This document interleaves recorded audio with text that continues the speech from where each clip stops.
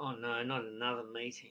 Do you get overwhelmed at how many meetings you have over video? Well, here is one tip that is going to help you. Actually, stay around, I'll give you a bonus tip at the end. The first tip is this: before you go into a meeting, think of this question: what is one thing that I am likely to be asked?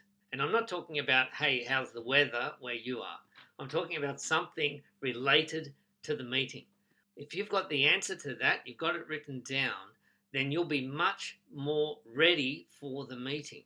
Now, they may not actually ask you that question, but at least you'll feel more prepared in case they do. And the other thing is, it may be something that you could bring up anyway if it is relevant for the meeting. Now, I promised you a bonus tip, and here it is.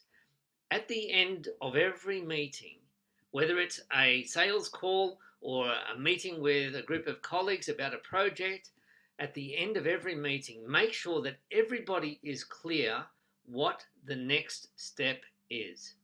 Everybody's got to be clear what it is that they're expected to do and what the next step is, when they're going to meet, what it is that they have to do. So now you can actually look forward to your next meeting.